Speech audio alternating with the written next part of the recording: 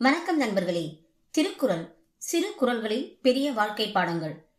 அது மனித வாழ்க்கையின் எல்லா பரிமாணங்களையும் அரசியல், நுண்ணறிவு, கலை, காதல், ஒழுக்கம், மனவியல் மற்றும் தலைமைத்துவம் போன்றவற்றை சிறிய ஆழமான குறள்களில் விளக்குகிறது.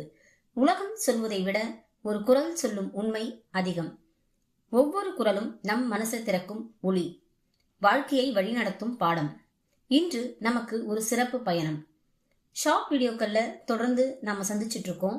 ஆனா ஒரு குறளின் முழு அர்த்தம் புரிய லாங் வீடியோ தான் முக்கியம்.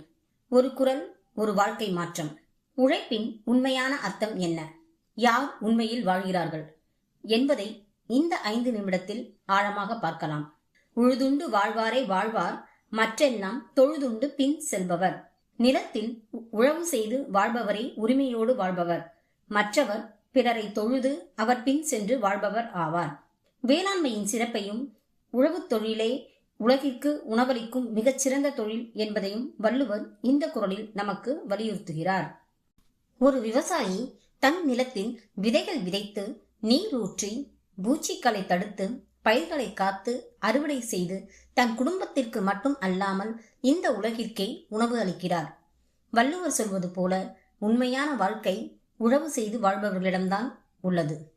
விவசாயம் என்பது நம்முடைய வாழ்வின் அடிப்படை துறையாகும்.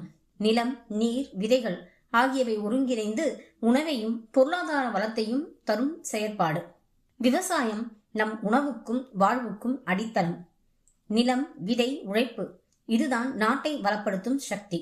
இந்த குறள் நமக்கு உணர்த்தும் வாழ்க்கை பாடம்: பிறரின் உழைப்பில் நம்பி வாழ்வது உயர்வை தராது. விவசாயம் ஒரு எடுத்துக்காட்டு மட்டுமே. இந்த குறள் அனைத்து துறைகளுக்கும் பொருந்தும். உண்மையான வாழ்க்கை உழைப்பில்தான். பிறரின் உற்பத்தியை நம்பி வாழ்பவர்கள் மனநிறைவை அனுபவிக்க முடியாது.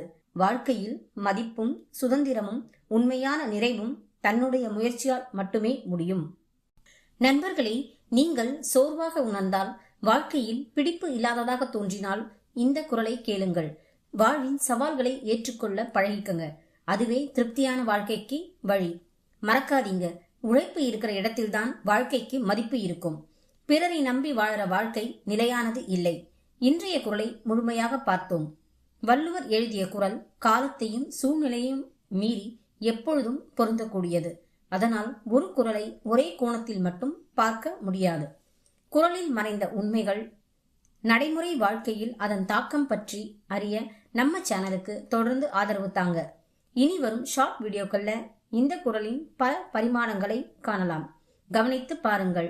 அதன் ஆழம் எவ்வளவு என்பதை உணர்வீர்கள். நம் உழைப்பில் பெருமை, பிறரின் உழைப்பில் வாழ்வது வீழ்ச்சி. இதுவே வாழ்வின் உண்மையான விதி. இந்த சேனல் உங்களுக்கு பிடிச்சிருந்தா லைக் பண்ணுங்க, ஷேர் பண்ணுங்க. மறக்காமல் உங்க கமெண்ட்களை பதிவு பண்ணுங்க. இது உங்கள் குறளும். உங்கள் பயணம் தொடரட்டும் என்னோடு.